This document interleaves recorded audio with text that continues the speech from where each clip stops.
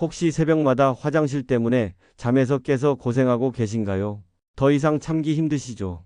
매일 밤 두세 번씩 깨서 화장실에 가는 일이 반복되고 있다면 지금 이 순간이 바로 해결의 기회입니다. 오늘 이 영상 하나로 여러분의 밤이 완전히 달라질 겁니다. 잠들고 나서 아침까지 한 번도 깨지 않고 푹 자는 그런 밤을 되찾으실 수 있어요. 새벽에 비몽사몽 일어나서 화장실 가는 일 때문에 피곤하고 짜증이 나셨다면 오늘이 마지막입니다. 지금부터 알려드릴 방법으로 오늘 밤부터 당장 편안한 잠자리를 만드실 수 있거든요. 이 문제를 그냥 넘기시면 정말 위험한 일이 생길 수 있으니 꼭 확인해 보세요. 아직 구독과 좋아요를 누르시지 않으신 분이라면 앞으로 이런 건강 정보들을 바로 체크하실 수 있도록 구독과 좋아요, 알림 설정 공유까지 해주세요. 안녕하세요. 저는 비뇨기과 전문의 박민준입니다. 40년 넘게 비뇨기과 전문의로 일해오면서 수천 명의 야간뇨 환자분들을 치료해왔습니다. 자, 이제 이 정보에 대해 말씀드려 볼게요. 여러분께 먼저 실제 환자분들의 이야기를 들려드릴게요. 81세 최만수 할아버지께서는 매일 밤 4번씩 화장실에 가셨어요. 처음에는 그냥 나이 들면 그런가 보다 하셨죠. 하지만 어느 날 밤 비몽사몽 화장실에 가려다가 침대에서 떨어져 고관절이 부러지셨습니다. 수술비만 280만 원이 들었고 5개월 동안 재활치료를 받으셨는데 결국 완전히 회복되지 못했어요. 지금은 보행기 없이는 걷지 못하는 상태가 되셨습니다. 73세 정재현 할아버지는 평소 다리가 잘 붓는다고 호소하셨어요. 낮 동안 서 있으면 다리에 수분이 고이는데 밤에 누우면 이 수분이 다시 온몸으로 퍼지면서 소변으로 만들어졌거든요. 그래서 밤에 계속 깨셨던 겁니다. 매일 밤 3번씩 깨던 분인데 저녁 7시부터 9시까지 텔레비전 보실 때 다리를 소파에 올려놓는 습관을 들이신 후 밤에 한 번만 깨게 되셨답니다. 69세 윤복희 할머니는 출산 경험이 있으신 분이셨는데 방광을 지탱하는 근육들이 약해져서 소변을 참는 능력이 떨어지셨어요. 게다가 과민성 방광까지 겹쳐서 방광이 실제로 꽉 차지 않았는데도 자꾸 소변이 마려워요 하고 거짓 신호를 보내는 상태였습니다. 하지만 저녁 6시 이후 수분 섭취를 조절하고 자기 전 소변을 완전히 비우는 습관을 들이신 후 놀랍게도 밤에 깨는 횟수가 절반으로 줄어들었어요. 혹시 나이 들면 당연히 밤에 화장실 가는 거 아닌가 라고 생각하셨다면 오늘부터 그 생각이 바뀌실 겁니다. 정확하게 짚어드리겠습니다. 야간뇨란 밤에 소변이 마려워 자다 깨서 화장실에 가야 하는 상태를 말합니다. 그런데 여기서 중요한 건 몇 번 깨야 정상이냐는 겁니다. 나는 새벽에 한두 번 깨는 거니까 괜찮겠지 이렇게 생각하실 수 있습니다. 하지만 아닙니다. 의학적으로는 밤에 단 한 번이라도 소변 때문에 깨면 야간뇨라고 합니다. 놀라셨나요? 하지만 현실적으로 60대 이상은 60%가 최소 한 번은 깬다는 연구 결과가 있습니다. 심지어 90대는 90%가 한 번 이상 깬다고 하니 나이가 들수록 더 흔해지는 현상이죠. 그래서 보통은 2번 이상 깨는 경우부터 치료 대상으로 봅니다. 치료 목표도 전혀 안 깨는 것이 아니라 한 번 이하로 줄이는 것을 목표로 합니다. 그냥 자다 깨는 거 불편하지만 참으면 되지 않나요? 이런 생각도 하실 수 있습니다. 하지만 야간뇨는 단순한 불편함의 문제가 아닙니다. 연구 결과 야간뇨가 있는 분들은 우울증 위험이 2배 이상 높고 낮 시간 활동성과 삶의 질이 크게 떨어집니다. 왜냐하면 야간뇨가 계속되면 몸이 깊은 잠을 자지 못하게 됩니다. 어제 점심에 뭘 먹었는지 기억이 안 나고 약속을 깜빡하게 되는 일들이 점점 많아집니다. 그렇게 기억력이 서서히 떨어지고 면역력이 약해지면서 작은 병에도 쉽게 쓰러집니다. 기운이 없고 무기력해지는 것도 모자라 우울증 위험까지 생기는 것이죠. 가장 큰 문제는 낙상사고입니다. 밤중에 비몽사몽 화장실을 가다가 넘어지면 고관절이 부러지거나 척추가 다칠 수 있습니다. 그런데 이게 단순히 뼈 부러지는 걸로 끝나는 게 아닙니다. 한 번 골절되면 최소 1년 이상을 고생해야 하고 심한 경우 요양병원 신세를 지게 됩니다. 실제로 통계를 보면 야간뇨가 있는 어르신은 그렇지 않은 분보다 낙상 위험이 3배나 높습니다. 더 무서운 건 한 번 낙상으로 골절되면 1년 내 사망률이 크게 올라간다는 사실입니다. 야간뇨는 단순히 귀찮은 일이 아닙니다. 우리의 건강, 우리의 생명까지 걸린 문제입니다. 실제로 제가 진료실에서 만난 또 다른 환자분 이야기를 들려드릴게요. 84세 김순덕 할머니는 매일 밤 5번씩 깨서 화장실에 가셨어요. 처음에는 별거 아니라고 생각하셨는데 점점 낮에도 기운이 없고 깜빡깜빡하는 일이 많아지셨죠. 어느 날 낮에 길을 걷다가 갑자기 어지러워서 쓰러지셨어요.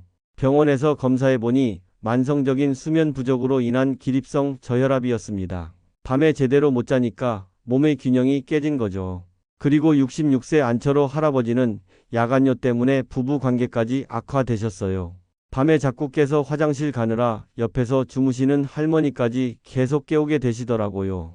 결국 따로 주무시게 되었는데 할머니가 서운해하시고 가족 분위기도 어색해졌답니다. 이렇게 야간요는 단순히 개인의 문제가 아니라 가족 전체에게 영향을 미치는 심각한 문제입니다.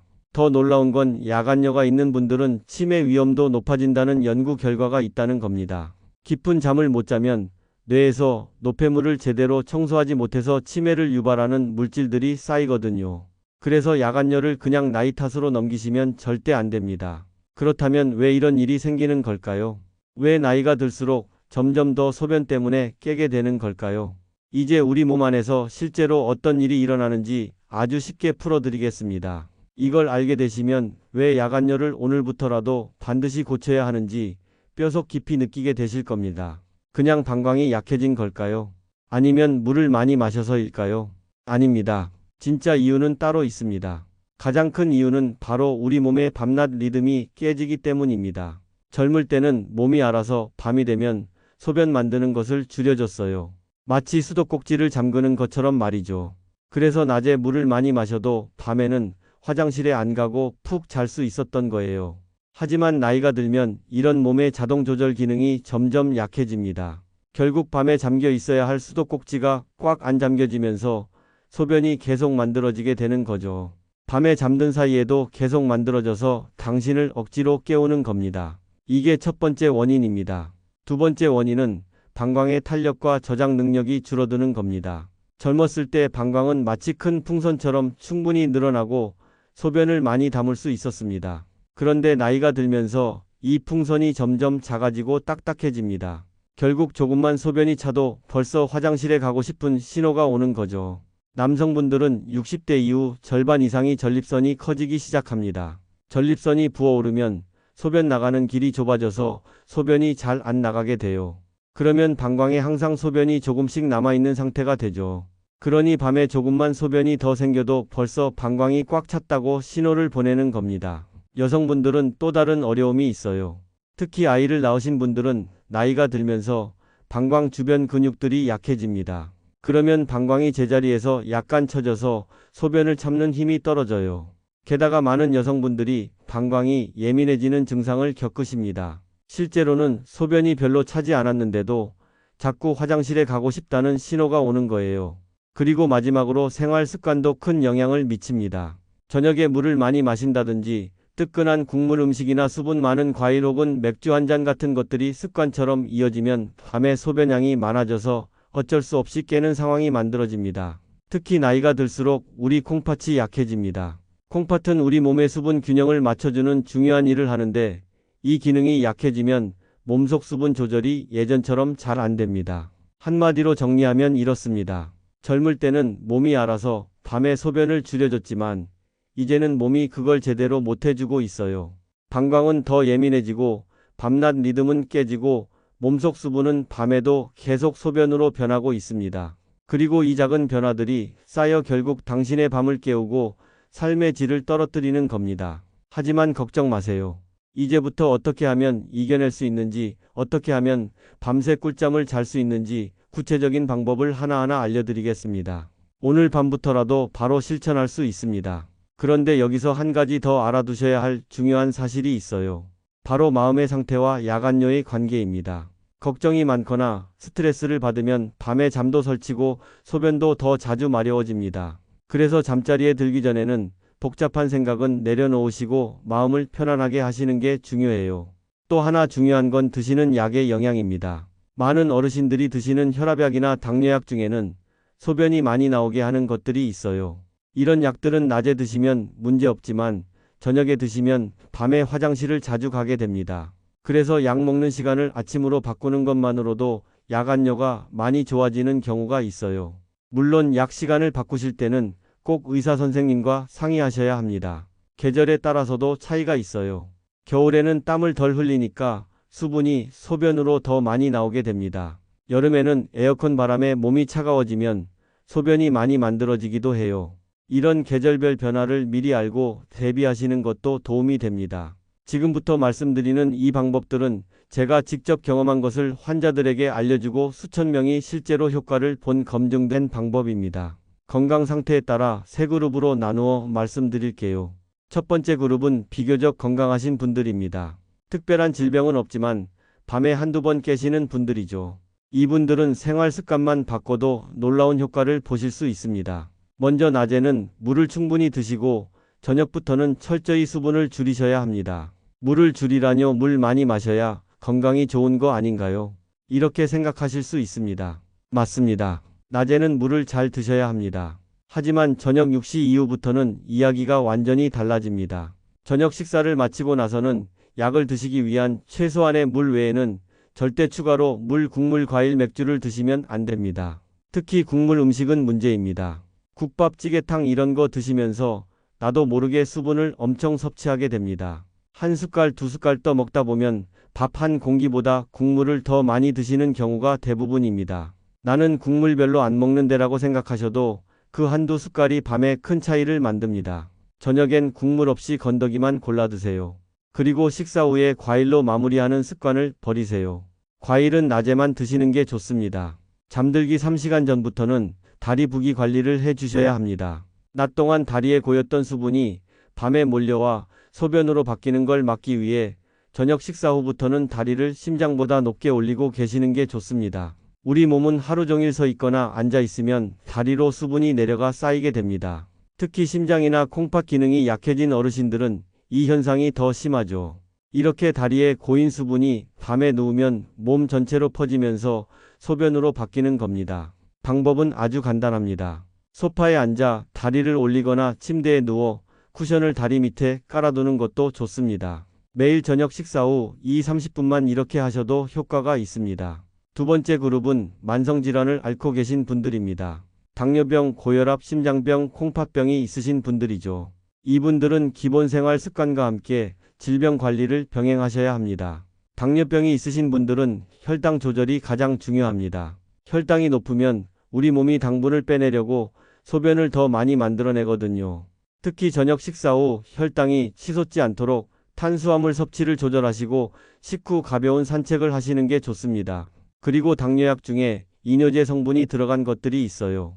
이런 약은 가급적 아침에 드시고 저녁에는 피하시는 게 야간뇨 예방에 도움이 됩니다. 고혈압이나 심장병으로 이뇨제를 드시는 분들도 마찬가지입니다.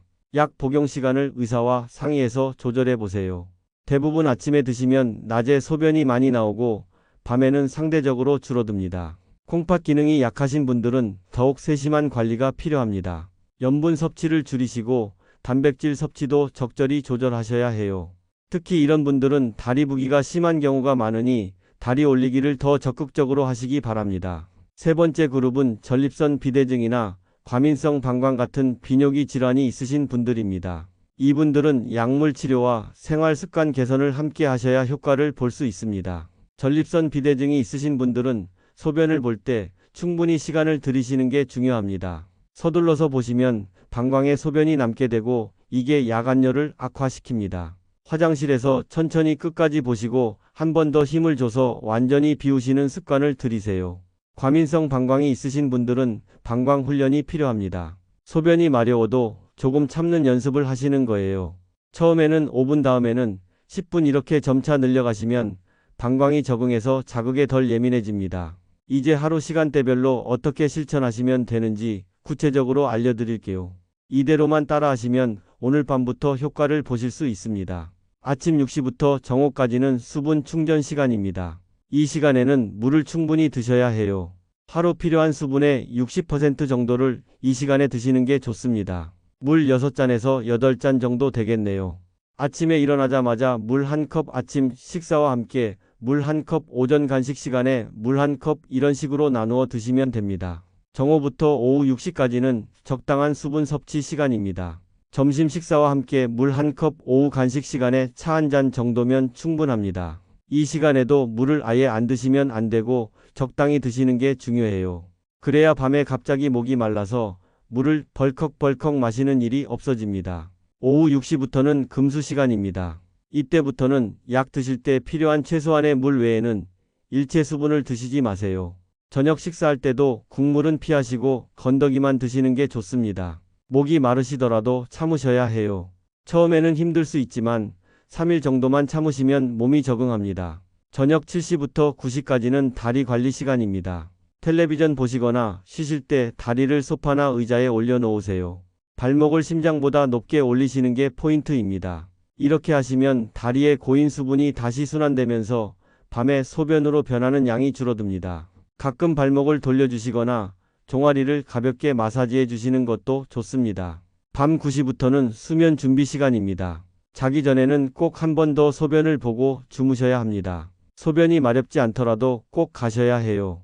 이건 마치 장거리 여행 떠나기 전에 화장실 들르는 것과 같은 원리입니다. 소변이 조금이라도 있으면 모두 비워야 밤새 편안하게 주무실 수 있습니다. 방광에 조금의 소변만 있어도 밤새 추가로 만들어지는 소변과 합쳐지면 금세 방광이 차게 됩니다. 소변이 많든 적든 방광을 완전히 비우는 행위 자체가 야간열을 막는 가장 확실한 첫걸음이 됩니다. 그리고 바로 이어서 수면 준비에 들어가야 합니다. 자려고 누워서 핸드폰을 보는 습관 오늘부터 반드시 끊으셔야 합니다. 왜냐하면 핸드폰 화면을 들여다보는 동안 우리 뇌는 낮이라고 착각하고 각성 상태를 유지합니다. 이러면 원래 밤에 잠겨야 할 수도꼭지가 제대로 잠기지 않아 소변이 계속 만들어지는 겁니다. 핸드폰은 침대에 아예 두지 마세요. 밤에는 빛을 끄고 조용히 수면 모드로 들어가야 합니다. 밤중에 자다 깼을 때의 대처법도 중요합니다. 무조건 화장실부터 가는 습관을 고치셔야 합니다. 많은 분들이 자다 깬다는 이유만으로 조건반사처럼 화장실을 가시는데 이 습관이 오히려 야간열을 악화시킵니다. 자다 깨면 진짜로 방광이 꽉 찬 느낌이 드는지 참을 수 없을 정도인지 한 번 더 스스로에게 물어보셔야 합니다. 조금 불편하지만 참을 수 있다 이런 느낌이면 그냥 다시 눈을 감고 누워 계셔야 합니다.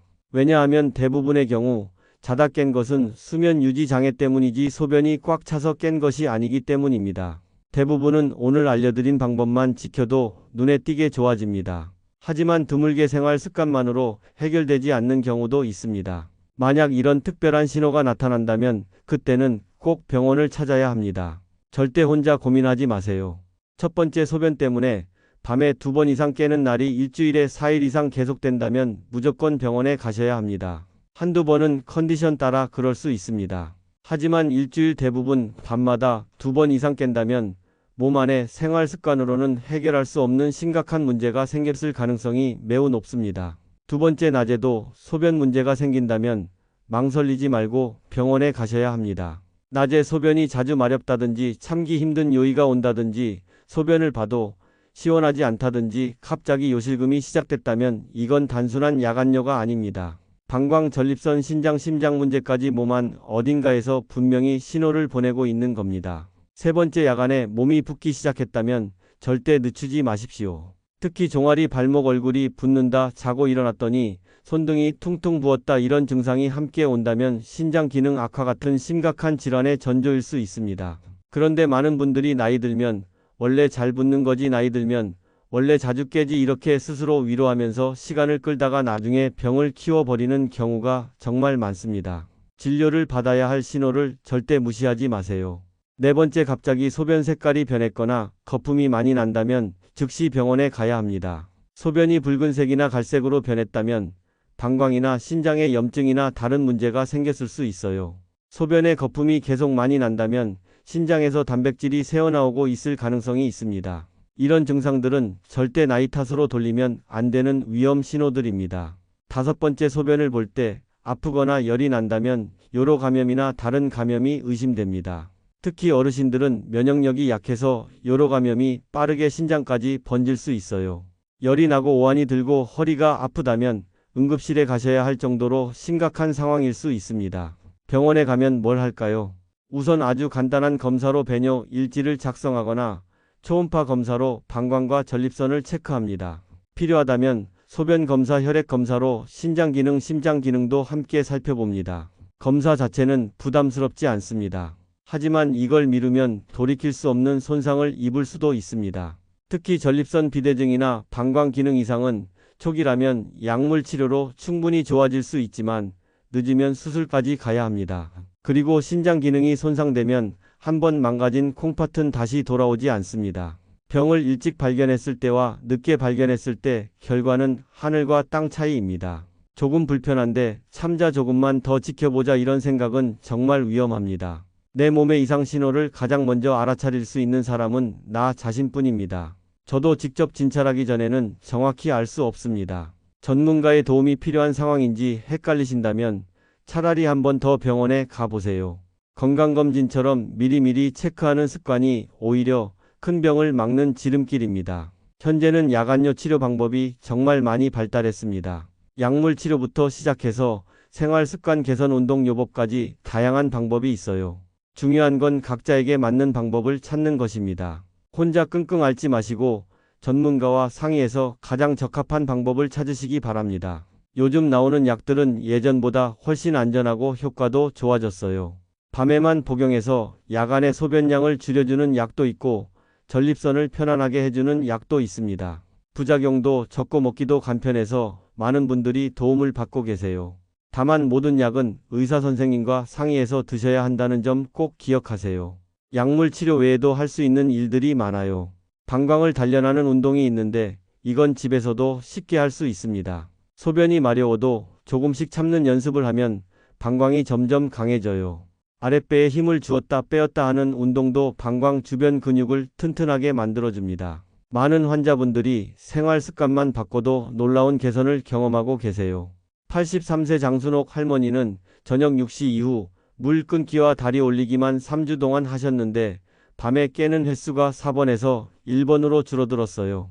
79세 김재호 할아버지는 자기 전 스마트폰 보는 습관을 끊고 규칙적인 수면 시간을 지키신 후 2달 만에 야간요가 거의 사라졌습니다. 가족들의 이해와 도움도 정말 중요해요.